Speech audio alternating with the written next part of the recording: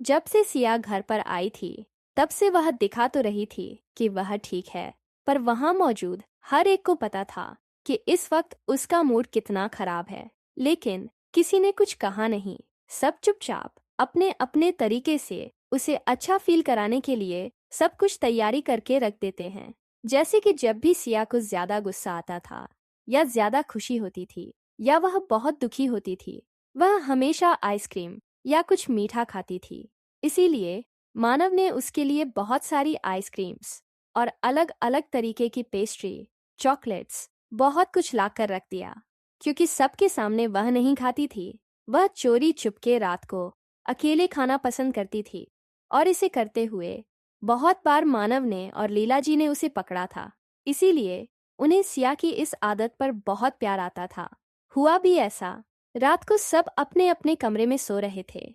तब एक छोटा सा खरगोश सीढ़ियों से दबे पांव धीरे धीरे नीचे आता है और अपने आसपास देखकर एकदम धीरे धीरे कदमों से किचन में जाता है।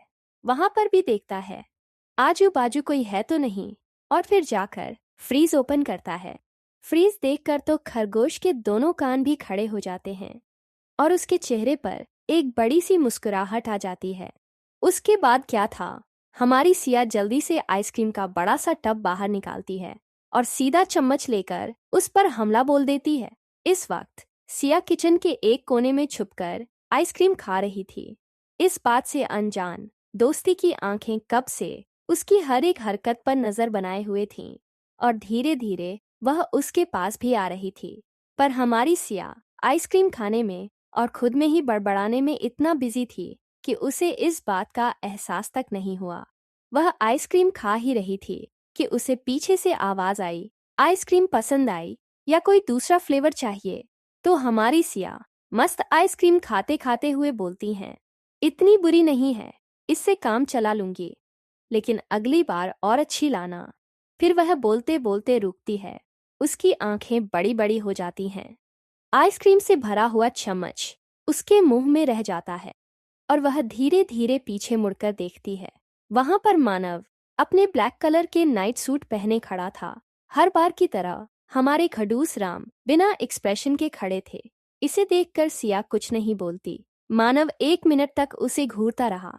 यह देखकर सिया ने बड़ी ही मासूमियत से अपनी दूसरी तरफ रखा एक और चम्मच उठाकर उसकी ओर करते हुए कहा, ऐसे गुरु मत, तुम भी खा सकते हो। यह देखकर मानव ना में सिर हिलाता है, पर नीचे झुककर उसे एक झटके से गोद में उठाकर वही किचन के ऊपर बैठा रहता है। सिया ऐसे बैठी थी जैसे उसे कोई फर्क ही नहीं पड़ा। उसके लिए तो यह बहुत आम बात हो गई थी। फिर मानव उसके सामने आता है और उसके बालों को, जो थोड़े बिखरे हुए थे, उसे हाथ से ठीक करते हुए कहते हैं, अब ठीक हो? मूड ठीक हुआ या अभी भी गुस्सा है, नाराजगी है, कुछ और? जिस पर सिया कहती है, ऐसा नहीं है खड़ूस कि मैं गुस्सा हूं या दुखी हूं, वह बस कुछ पल के लिए था। मुझे पता है मैंने थोड़ी पागल जैसी बातें कर रही हूं। एक बात मैं कभी भूल नहीं सकती, ना कि मेरा उनके साथ खून का रिश्ता है। देखो ना, इस समय तक भी ऐसे कैसे। मैं बस उस बारे में सोचकर थोड़ा सा इमोशनल हो गई थी, लेकिन फिर मैंने इन बातों को नज़रअंदाज किया और फिर उन लोगों के बारे में सोचा जिनके लिए मैं बहुत इंपॉर्टेंट हूँ। तब मेरा मूड अपने आप ठीक हो गया। और ये आइसक्रीम खाने का एक बहाना है, बस। यह कहकर वह बहुत मासूमियत से मुस्कुरा दी। उसकी ऐसी प्यारी बातें और मुस्कुराहट पर मानव को अपना दिल तेजी से धड़कता हुआ महसूस हुआ। कुछ अलग फीलिंग थी उसे देखकर, बहुत अलग। फिर वह कुछ सोचकर अपना हाथ आगे बढ़ाता है और सिया के हाथ से वह चम्मच लेकर उसमें से एक बाइट आइसक्रीम खाता है। भाई, हमारी सिया बड़ी बड़ी आंखों से उसे देख रही थी, क्योंकि कबीर ने इस वक्त ना ही उसका झूठा चम्मच इस्तेमाल किया था, उसने तो उसकी आधी झूठी आइसक्रीम भी खा ली थी।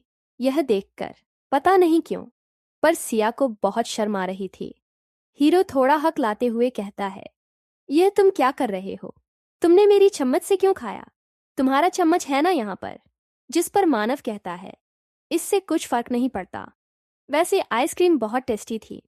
फिर सिया को जो आइसक्रीम ज्यादा ना खाने और रूम में जाकर सोने का कहता है, बस वह नहीं मानती। इसीलिए मानव कहता है, अगर तुम इसी वक्त कमरे में सोने नहीं दोगी तो जो सरप्राइज मैं तुम्हें कल देने वाला हूं ना, उसके बारे में भूल जाओ। सिया एकदम से उछल पड़ी। सरप्राइज कैसे? सरप्राइज बताओ ना, बताओ ना, बताना प्लीज। मानव कहता है, आइसक्रीम फ्रीज में रखो, कमरे में जा सो जाओ, कल बताऊंगा सरप्राइज क्या होता है। तुम्हें नहीं पता जो अभी तुम्हें बताऊं, इसीलिए चुपचाप जाकर सो जाओ। उसकी बातें सुनकर सिया का मुंह बिगड़ जाता है।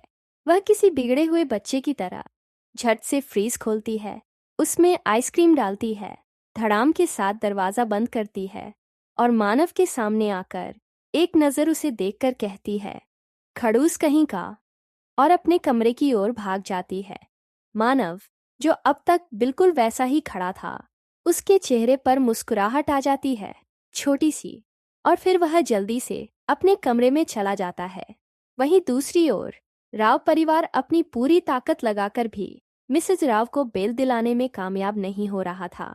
उन्होंने अपनी एड़ी छोटी का दम आजमा लिया था, पर जब सामने वाले को पता चलता है कि इन सब में मानव बजाज का हाथ है, तो वह बेचारा सीधा उनके मुंह पर ही मना कर देता है, क्योंकि सबको अपनी नौकरी के साथ साथ अपनी जान भी प्यारी थी और राव परिवार भी उन सब की सिचुएशन अच्छे से समझ रहा था। राम खुद को पहली बार इतना पावरफुल होकर भी बेबस महसूस कर रहा था। इस वक्त राम अपनी स्टडी रूम में बैठकर अपनी माँ को बाहर कैसे लाया जाए इस बारे में सोच रहा था। दोनों भाई भी वहीं बैठे हुए थे, कोई कुछ बोल नहीं रहा था, पर सबके दिमाग में अलग अलग चीजें घूम रही थीं। तभी नक्श कहता है, मुझे पहले लगा था वह यह सब सिर्फ हमारा अटेंशन पाने के लिए और उसने जो किया उन चीजों को कवर करने के लिए कर रही है, पर अब ऐसा लग रहा है जैसे वह जो बोल रही थी वह सच है। तभी अधिक कहता है, तुम्हें इससे क्या फर्क पड़ता है? वह तुम ही थे ना जिसने उसे कहा था कि उसके होने ना होने से तुम्हें कोई फर्क नहीं पड़ता, उसे घर में किसी शोपीस की तरह चुपचाप रहना चाहिए। उसकी बात पर नक्श हड़बड़ा जाता है और कहता है, किसने कहा मुझे फर्क पड़ रहा है? मुझे बिल्कुल फर्क नहीं पड़ रहा, मैं बस सोच रहा था। और बोल दिया, वैसे भी उसके ना होने से मेरी जिंदगी में ऐसा कौन सा बड़ा बदलाव होगा। तभी अधिक कहता है, इन सब में हम एक बहुत इंपॉर्टेंट चीज भूल रहे हैं। तो राम और नक्श एकदम उसकी तरफ देखते हैं। अधिक कहता है, तुम्हें याद है मिस्टर बजाज के असिस्टेंट जाते जाते क्या बोल गए थे? राम बोलता है, तब तुम लोग कहाँ थे जब उसे टॉर्चर किया जा रहा था? यह सुनकर तीनों भाई एक दूसरे को देखने लगते हैं। तीनों के दिमाग में अलग अलग चीजें एक साथ आ रही थीं, पर कोई कुछ नहीं कहता, बस एक दूसरे को देखने लगता है।